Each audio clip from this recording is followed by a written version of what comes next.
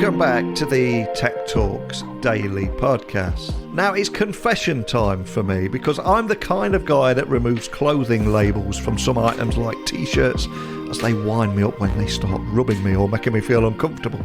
Especially those labels at the side of a t-shirt. What's that all about? But today's guest told me not to do that because labels have incredibly valuable information. And these humble labels are currently being transformed. For example, did you know innovations in sportswear such as smart numbers and invisible digital triggers can be scanned with a smartphone?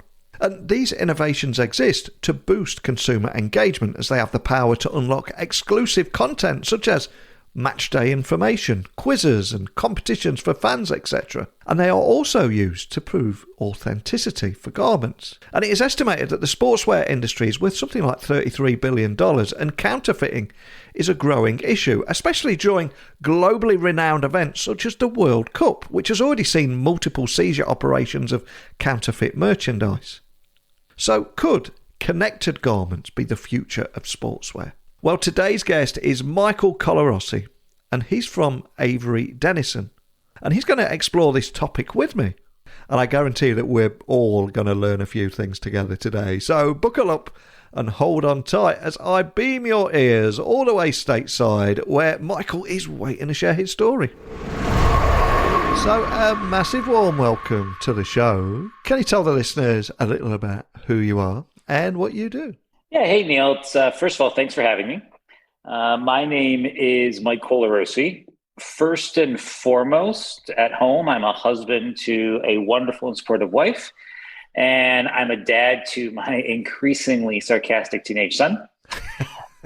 At work, I'm responsible for innovation, sustainability, and the product portfolio for one of Avery Dennison's divisions. Avery Dennison, for those of you who don't know, is a material science and labeling company. I've spent most of my career at multiple large organizations, primarily in technology-focused roles. A chemical engineer by training and education who went back to business school when I realized that I'm really not a very good engineer. And I'm, I suppose, a self-proclaimed possibilist. And by that, I mean, I think anything is possible, but rarely is anything worthwhile doing ever very easy. I love that. And there's so much to unpack from your background there. So I'm curious, what was your origin story? Can you remember where that passion for technology came from, or just something that lit the spark in you? Yeah, I was reflecting on this a little bit recently, and it does go way back. I guess I've always been curious about science, about technology.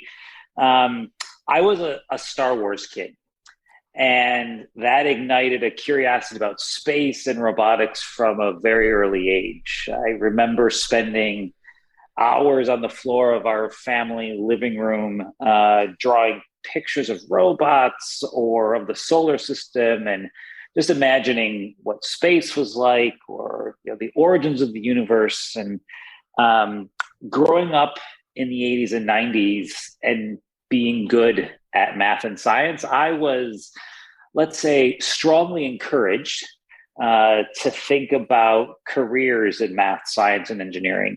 And I'm grateful that I had the benefit of attending a school that exposed me to lots of different areas of science and technology.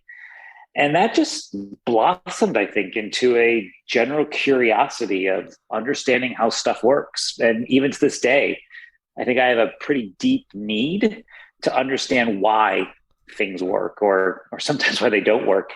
I attended a great engineering school. I've had some amazing career experiences over the past 25 years, but really reflecting on the path, I guess you'd say it may start with R2-D2. I absolutely love that, though, about the Star Wars movie, R2-D2, and also being surrounded by different areas of science and emerging technologies and how all those worlds collided for you. I absolutely love it. So But that path would eventually lead you to Avery Dennison. And for people hearing about you for the first time, or maybe know a little bit about you, can you tell me a little bit more about how the company became more digital focused and also the problems that you try and solve with technology? Yeah, absolutely. So Avery Dennison is a material science based and it's a labeling company. That is our history and our legacy.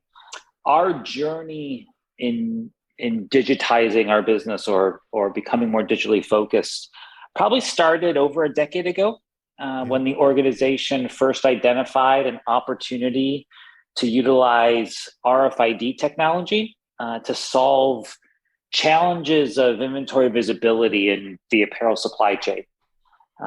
We incubated that business for a number of years, learned how to think more like a technology company that's working to solve big problems.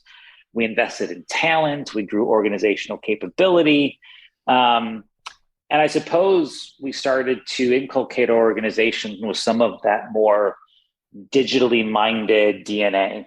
And I think that more recently has led to us identifying larger macro trends of digitization across industries.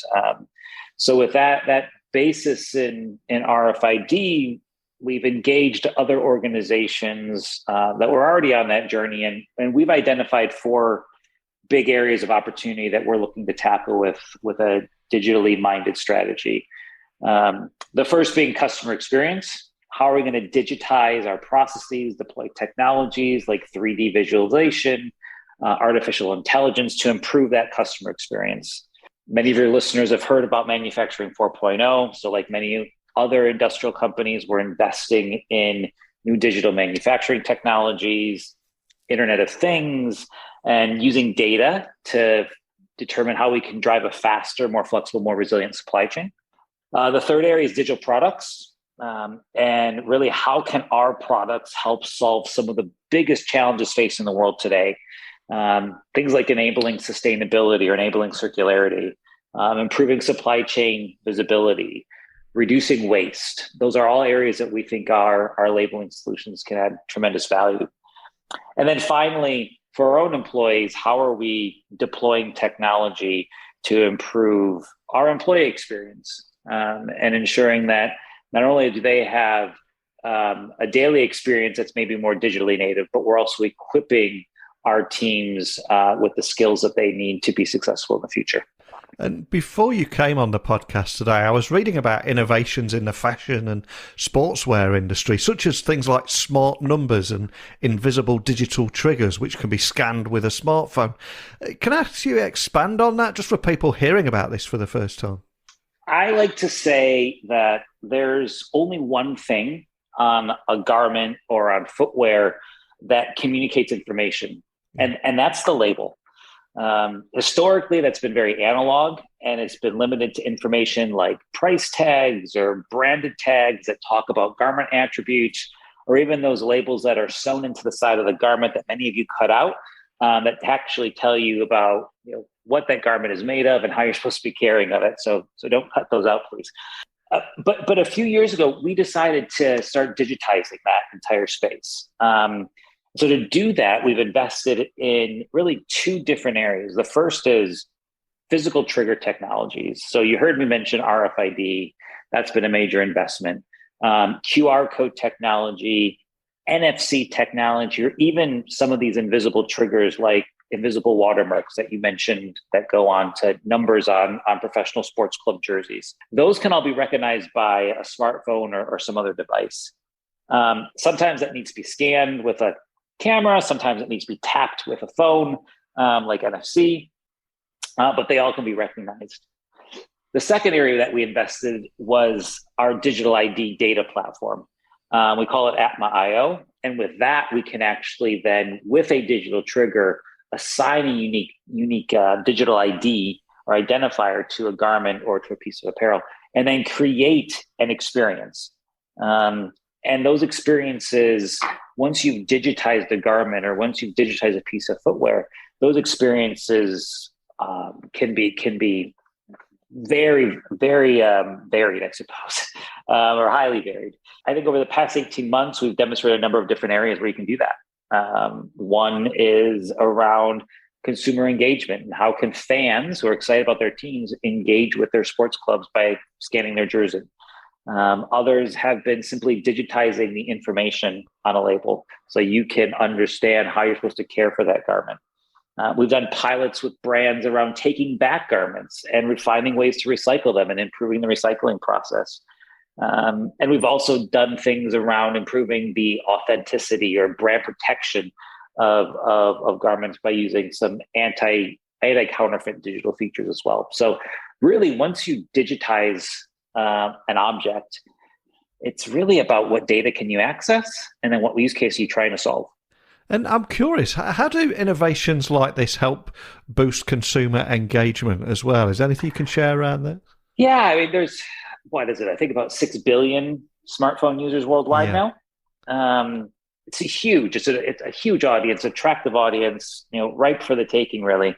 And I think actually, probably over the last 2 to 3 years with the pandemic, it's all made us a little bit more comfortable about using our smartphones to engage digitally, whether it's the QR code on a menu, whether it's your vaccine passport or something else.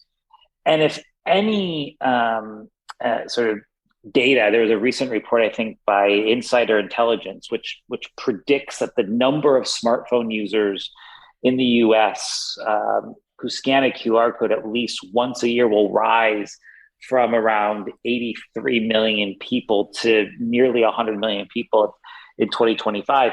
If that's remotely accurate, the brands have this massive opportunity to connect with consumers post-purchase, which is a major challenge today. And one of the key learnings that we've had is it still needs to be obvious. So you need to have some sort of physical indicator on a garment, on a piece of footwear that basically says, hey, scan me, I want you to engage with me, and then consumers will engage. We're still not yet at that cusp of, or that point where consumers just naturally will look at a QR code and say, oh, I'm going to scan it and see what happens. So still a little bit of learning yet left to do there. And of course, the other big problem in that industry is with fake goods. And I'm curious, do you think digital triggers can help prove the authenticity of the garments? Because it's such a big issue that's plagued the industry for years, isn't it? Yeah, massive issue. And Avery Dennison has been providing authenticity and brand protection solutions for decades. And what's really interesting is we just see that we have to constantly evolve our solutions to stay ahead of counterfeiters as they continue to get more and more sophisticated. Brand protection solutions or authenticity solutions are multi-layered. So there's physical attributes, there's digital attributes. Digital technologies allow us just to add that additional layer to a complete solution. We can assign unique digital IDs to authentic garments, and then we have applications currently on the market where brands or consumers can scan their garment to digitally authenticate them and confirm that what they bought or what they're looking to buy is indeed authentic. We also have data forensic solutions behind the scenes that allow us to go a layer deeper into the supply chain to monitor some different aspects of the supply chain to ensure authenticity. And then I think if you fast forward this a bit, there's no doubt that, in my mind, that counterfeiters are going to continue to up their game.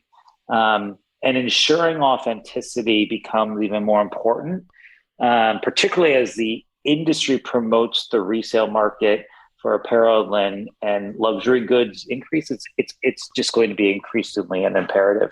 And that's where I think digital technologies and their ability to quickly authenticate garments is going to be increasingly important. Today's solutions are highly manual, difficult to scale. And so I think digital technologies, not only in adding that additional layer of security, but it's also going to add a layer of efficiency for resellers or brands to validate that what's being sold is indeed authentic.